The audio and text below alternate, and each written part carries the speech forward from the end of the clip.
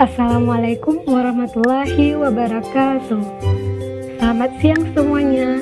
Pada siang yang cerah ini, marilah kita panjatkan puji dan syukur kepada Allah, serta marilah sampaikan salawat dan salam kepada Nabi kita, yaitu Nabi Muhammad SAW.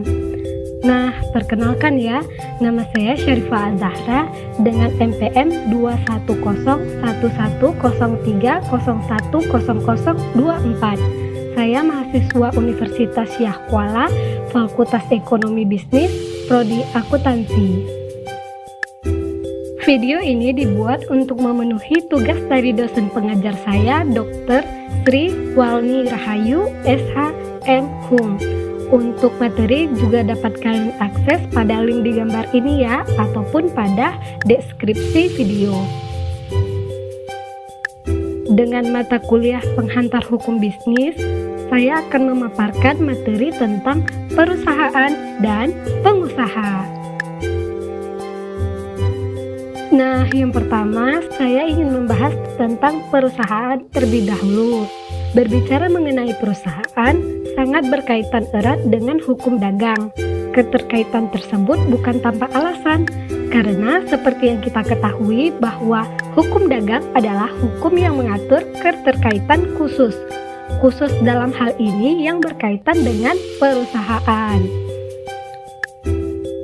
Adanya istilah perusahaan sendiri timbul setelah sebelumnya Kitab Undang-Undang Hukum Dagang atau yang kita ketahui dengan KUHD menggunakan istilah perdagangan.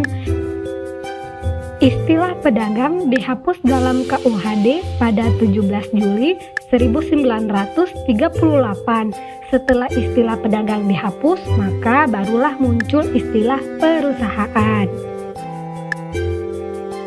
Istilah perusahaan sendiri tidak hanya digunakan dalam KUHD.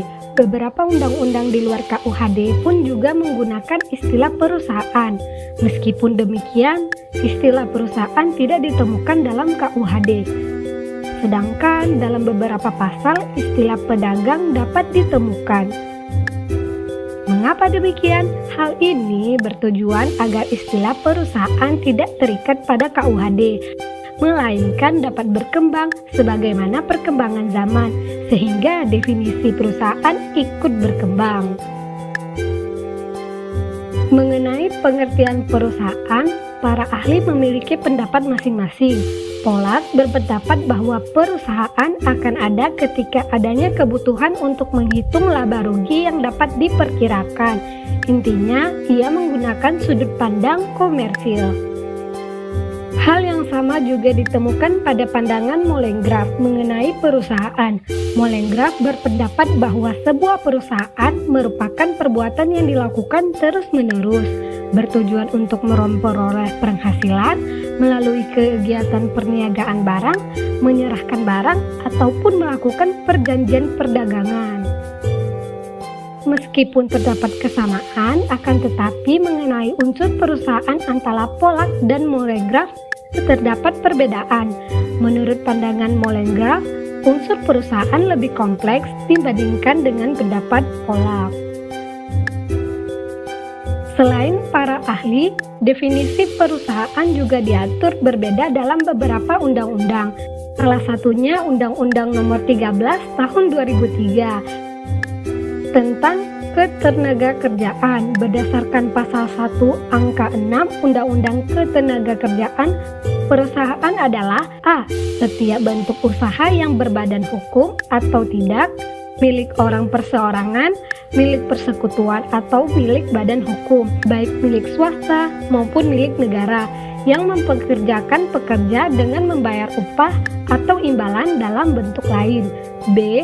Usaha-usaha sosial dan usaha-usaha lain yang mempunyai pengurus dan mempekerjakan orang lain dengan membayar upah atau imbalan dalam bentuk lain. Selanjutnya sedikit kita bahas tentang kelompok perusahaan. Perusahaan juga dapat dikelompokkan menjadi perusahaan swasta dan perusahaan negara. Perusahaan swasta adalah perusahaan yang seluruh modalnya berasal dari swasta tanpa ada campur tangan dari pihak pemerintah.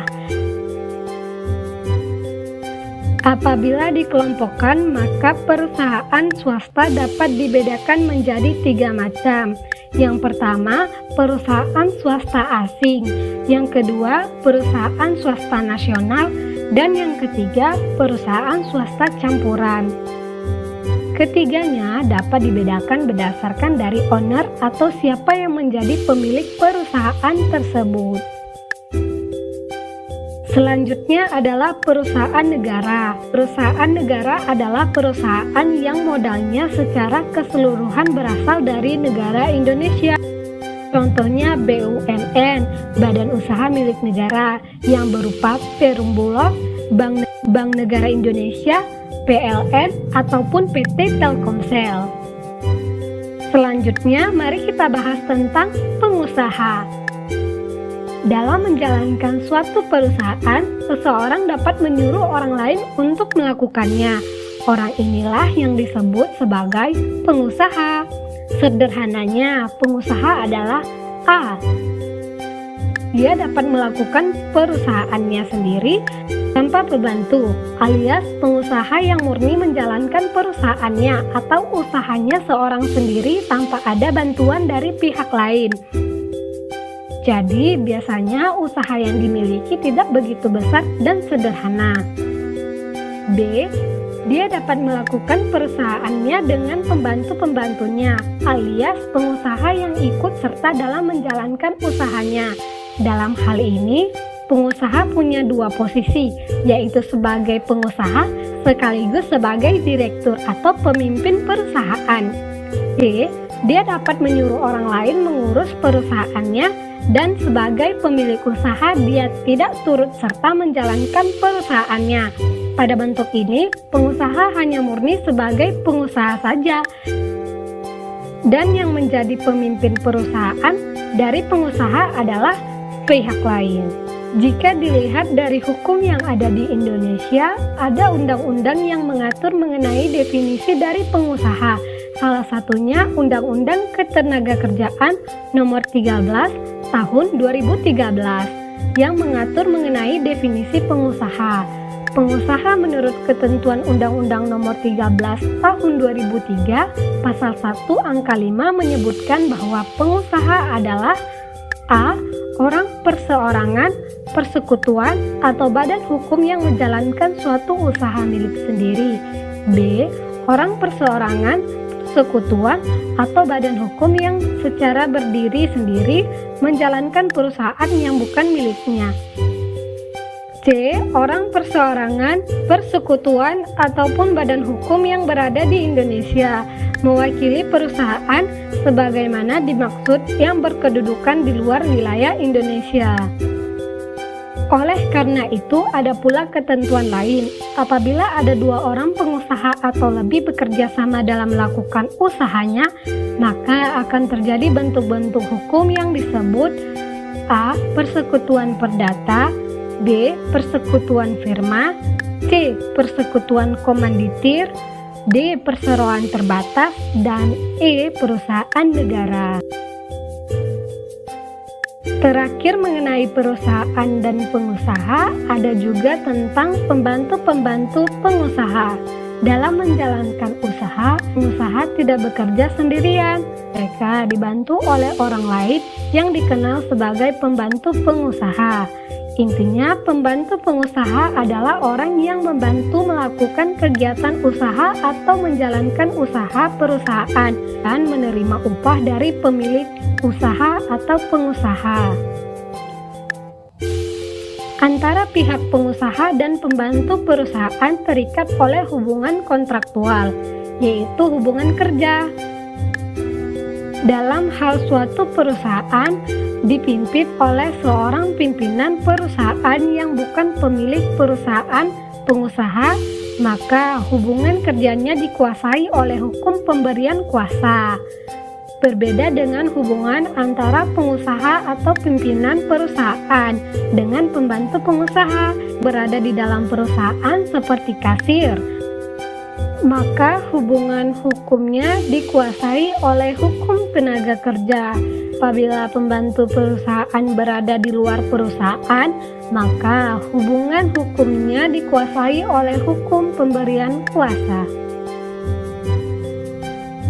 Oleh karena itu, secara garis besar, pembantu pengusaha dapat dibedakan menjadi dua, yaitu pembantu di dalam perusahaan, contohnya pelayan toko, pimpinan perusahaan, pengurus filial, dan pemegang korporasi.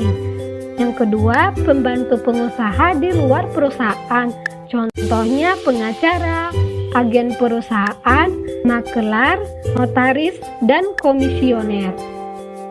Nah, itu dia tadi materi seputar perusahaan dan pengusaha dari mata kuliah Penghantar Hukum Bisnis.